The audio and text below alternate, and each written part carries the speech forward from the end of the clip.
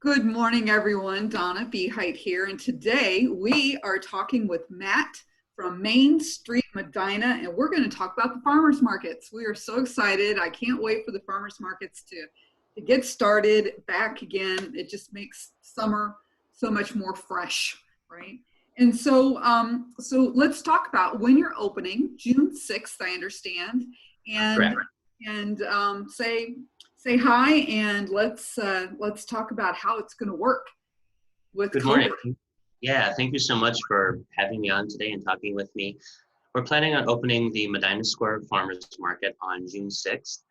Normally, the market hours are from 9 until 1. This year, we're going to open an hour earlier, so from 8 until 9.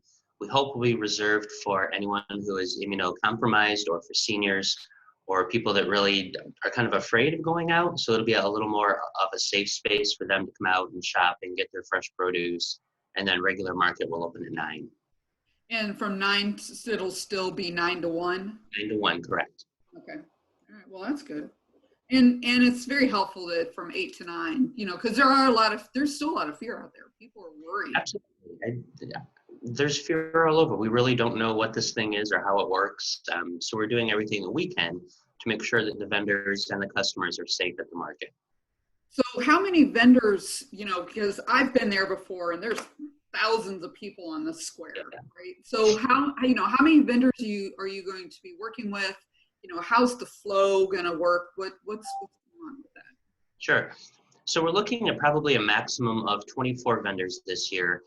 It will be essential products, so there won't be any arts or crafts or things that aren't essential for life. We're having a good mix. We have produce, we have some bakery, we're working on a meat vendor, popcorn, could be considered essential. So we're partnering with the city to do 2 separate layouts. Sometimes the market will be on Broadway Street in front of the county courthouse. In particular, if it rains very heavy and the square is wet, we want to preserve the grass in the square. So that market will be on Broadway, but then sometimes the market will be in the square. We're doing a more spaced out layout, and that's part of the reason that we're limited to a certain number of vendors. In the past, a vendor has had a 12-foot space, 12-foot wide, but this year we're going to 20 feet so that there's ample distance between each vendor and gives the customers more room to shop. The traffic flow is going to be regulated. We'll have volunteers to help customers go in one way and out the other. So it'll probably be in a clockwise or a counterclockwise rotation. So people won't be going back and forth and kind of wandering the market, unfortunately. But we're going to do that. We're going to have hand sanitizer for all the vendors and for customers to use. Unfortunately, this year, no reusable bags will be allowed. So people can't bring in their own bags because frankly, we don't know where it's been. And we want to, again, keep everyone safe. Before the market opens, we're going to take the temperature of all the vendors and all the volunteers. And if anyone has a temperature or shows any signs of the virus, they will be asked to leave and sent home. Okay. Oh, well, that's fantastic. I know I'm excited to come again and my daughter, she's very frequent farmers market, and she lives in Bloomington, Indiana. And what they've done is they've gone in and you have to actually pre-order, and so that kind of takes away from the shopper like me who walks by and goes, "Ooh, that looks good." Grab one of those, put it in my bag, and keep walking. It's like, "Ooh, that looks good too." And so I'm kind of happy that you're not really doing that, because I think some of that, even if we're guided in one direction, at least we're able to go, "Ooh, that looks good." And there's that extra dollar, to that vendor that would not normally have that extra, that extra revenue. Yeah, we've worked really closely with the county health department. Even though, the governor said farm markets are essential, we really wanted to make sure, again, that our customers and the vendors are safe. So we've worked closely with the city on spacing and land use, and very closely with the county health department, following their regulations, which includes taking the temperatures and the sanitizer. Unfortunately, this year samples won't be allowed. So it's still going to be the farmers market that people enjoy, but it probably isn't going to be the social outing that most people have come to expect. And that's really just to keep people safe. You know, we want people to have local produce. We want people to be able to talk to the farmers or the makers who have made the product so they can answer questions about ingredients or maybe how do you use this. But at the same time, we want to make sure that people are safe, that they can get fresh food, and have access to a quality market.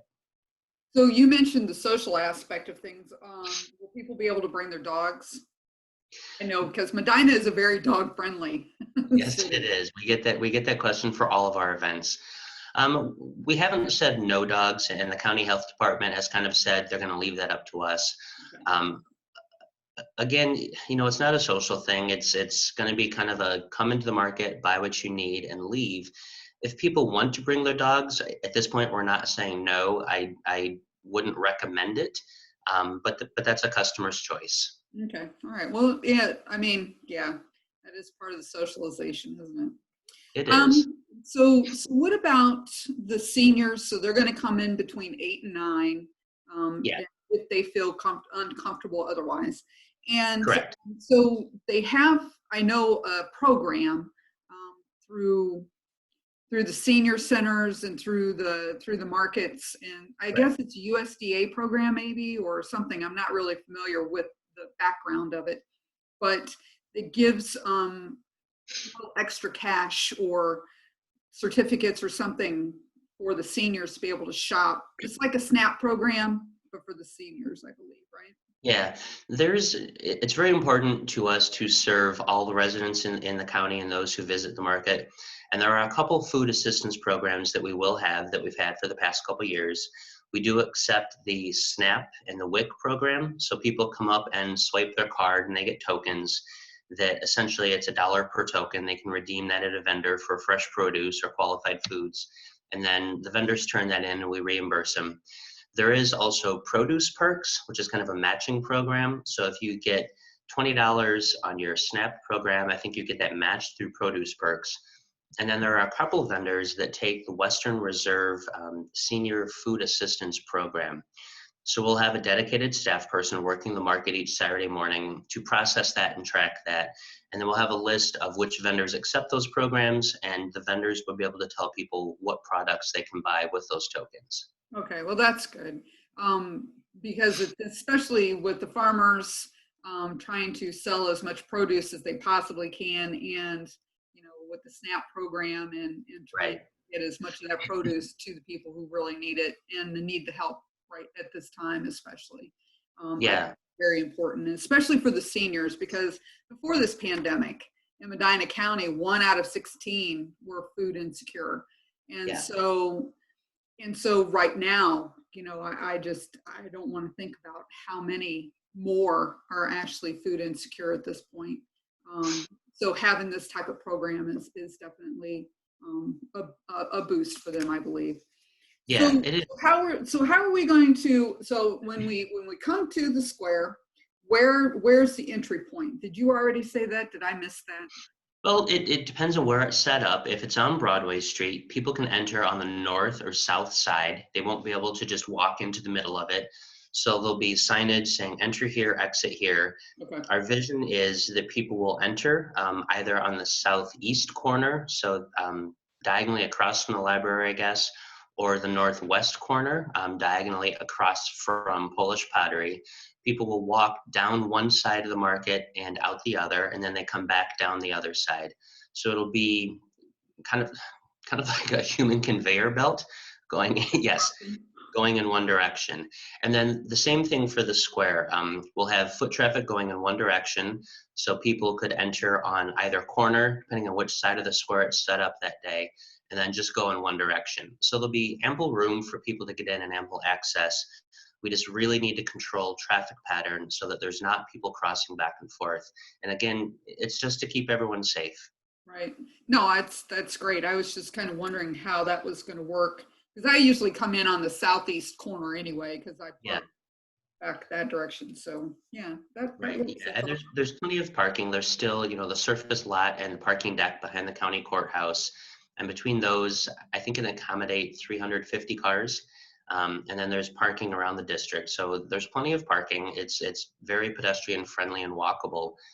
So we hope it's going to be really good. These farmers started planting some of their crops before all of this started to shake out. So they have food to sell, and we would rather have them get that to the consumer rather than having to throw it away or give it away. So it's been an interesting partnership, working with the city and the health department and our board and the vendors, trying collectively to figure out how do we make this work best for everyone involved. That is awesome. Well, I think on that note, we will just tie this conversation up right there. I am so excited for June 6th. I can't wait to get out and to see what markets or see what vendors you have, and to be able to participate again and buy my fresh produce every Saturday morning. So Awesome.